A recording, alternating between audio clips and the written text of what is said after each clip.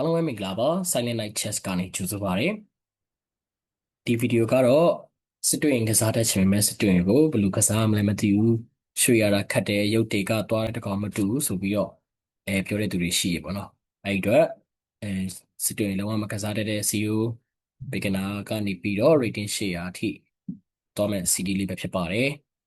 အဲ့တော့စစ်တွေ့ရင်ကစားတတ်ဖို့အတွက်ဆိုရင်ပထမဆုံးစစ်တွေ့ရင်ခုံအကြောင်းသိမှရမှာဖြစ်ပါတယ်ဒါကြောင့်မို့ဒီသင်ခန်းစာမှာဆိုရင်ပထမဆုံးအနေနဲ့ The chessboard ဆိုတဲ့စစ်တွင်ခုံအကြောင်းကိုလေ့လာတော့မှာဖြစ်ပါတယ်စစ်တွင်ကောင်းကောင်းကစားတတ်ဖို့ဆိုရင်အရင်ဆုံးစစ်တွင်ကိုသိချအောင်လေ့လာမှရမယ်စစ်တွင်ခုံအကြောင်းကိုနားလည်မှရမယ်စစ်တွင်ခုံအကြောင်းကိုနားမလည်ဘဲနဲ့စစ်တွင်သင်ချင်တာကဆိုရင်ကျွန်တော်မြေပုံပါပဲနဲ့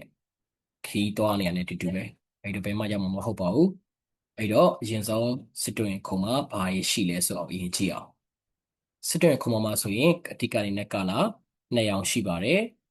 ဖြူရောင်ရဲ့အစိမ်းရောင်ရဲ့တစ်ခါလေးမှာဖြူရောင်ရဲ့အဝါရောင်ဖြစ်ရင်ဖြစ်မယ်တစ်ခါလေးမှာဖြူရောင်ရဲ့အနက်ရောင်ဖြစ်လိမ့်မ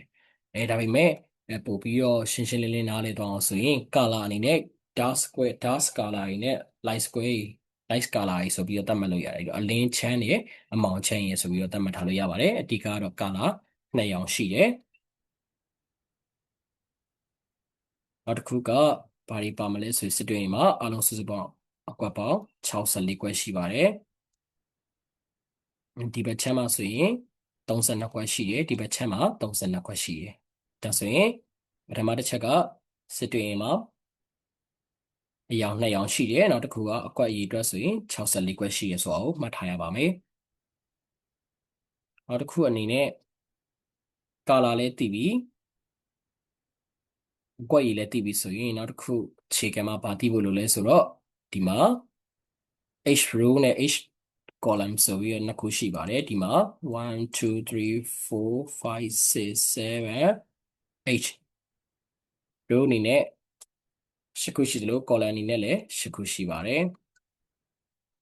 ဒါကိုကျွန်တော်တို့ဘယ်လိုမှတ်လို့ရလဲဆိုတော့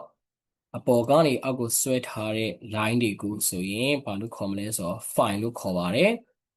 အပေါ်ကနေအောက်ကိုဆွဲထားတဲ့ line တွေကို file လို့ခေါ်ပါတယ်အောက်မှာသင်္ကေတအနေနဲ့ A B C D E F G H ဆိုပြီးရှိတယ်အဲ့ဒီမှာဒီ B အပေါ်ကနေအောက်ထိဆွဲထားတဲ့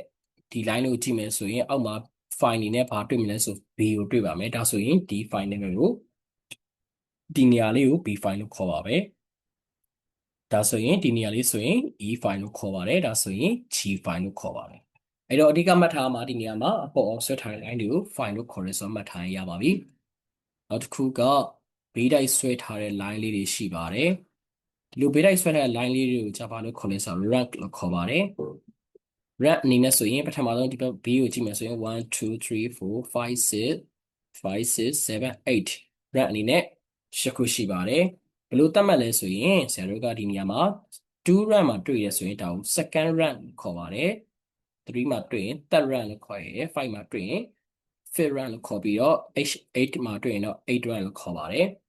ဒါဆိုရင်အလွယ်မှတ်ထားမှာကဘေးတိုက်ဆွဲထားတဲ့ line တွေကို run လို့ခေါ်ပြီးတော့အပေါ်အောက်ဆွဲထားတဲ့ line တွေကို file လို့ခေါ်ပါတယ်ဒါဆိုရင် file နဲ့ run နဲ့သိပါပြီနောက်တစ်ခုကိုကဘာသိဖို့လိုလဲဆိုရင် diagonal ဆိုတော့သိဖို့လိုပါတယ် diagonal ဆိုတာဘေးတစ်စောင်းဆွဲထားတဲ့မြင်းတွေကို diagonal လို့ခေါ်ပါတယ်ဥပမာဒီနေရာမှာအောက်ကအကွက်လေးကိုကြည့်မယ်ဆိုရင် A1 ကနေအောက်ကအကွက်လေးကိုကြည့်မယ်ဆိုရင်ဒီမှာ diagonal တွေမှာအဓိကကိုမှတ်ရမှာက color တွေကတစ်ရောင်နဲ့ပဲသွားပါတယ်နှစ်ရောင်ဖြတ်မသွားပါဘူးဖြူဆိုဖြူကြည့်သွားတယ်အမဲဆိုအမဲကြည့်သွားတယ်ဒါလေးကိုမှတ်ထားရမယ်ဒါဆိုရင်ဆရာတို့ဒီမှာလေ့လာသွားတာ find rank diagonal အကြောင်းပါတော့ပါပြီ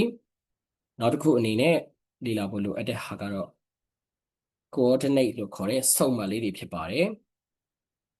စုံမတ်ကတော့လွယ်တယ်စုံမတ်လေးတွေ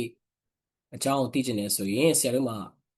ဆရာတို့အားလုံးမှာနာမည်တွေရှိသလိုဒီကစားကွက်64ကွက်လုံးမှာဆိုရင်လည်းနာမည်လေးတွေရှိပါတယ်သူတို့နာမည်ကိုသိချင်တယ်ဆိုရင်နမူနာအနေနဲ့ဆရာဒီမှာဒီကွက်လေးထောက်လိုက်ပါမယ်သူ့ရဲ့နာမည်လေးကဘာလဲဆိုတော့ final run နဲ့ပေါင်းထားတဲ့ square နာမည်ပါသူ့နာမည်လေးသိချင်အရင်ဆုံး file ဘယ် file မှာရှိလဲကြည့်လိုက်ပါမယ်ဒီမှာဆိုရင် D file မှာရှိတယ်နောက်တစ်ခါသူ့ရဘယ် run မှာရှိနေလဲကြည့်လိုက်တယ်5 run မှာရှိတယ်5 run မှာရှိတယ်ဒါဆိုရင်ဒီ square လေးရဲ့နာမည်ကို D file လို့ခေါ်ပါတယ်ဒါဆိုရင်ဒီ square လေးဆိုရင် F နဲ့ 6နဲ့စုံတဲ့နေရာဖြစ်တဲ့အတွက်ဒီ square လေးကို f6 လို့ခေါ်ပါတယ်ဒါဆိုရင်ဒီ square လေးကိုကြည့်ပါမယ်ဒီ square ဆိုရင်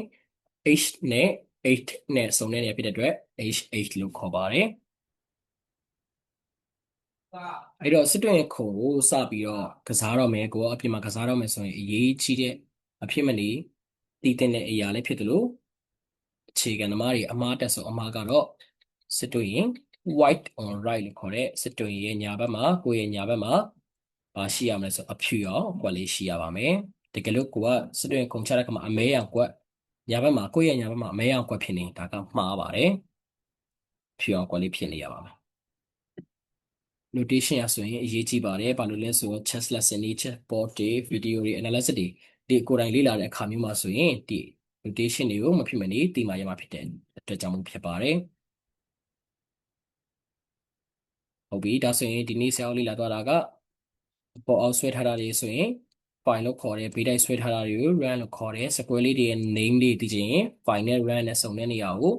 ကြည့်ပါမယ်အဲ့ color အနေနဲ့2ရောင်ရှိပြီးတော့စုစုပေါင်းအကွက်အနေနဲ့64ကွက်ရှိပါတယ်ဒါကိုသိရင်အဆင်ပြေပါပြီဒါဆိုရင်ဒီနေ့သင်ခန်းစာကိုဒီမှာပဲရှင်းလိုက်ပါမယ်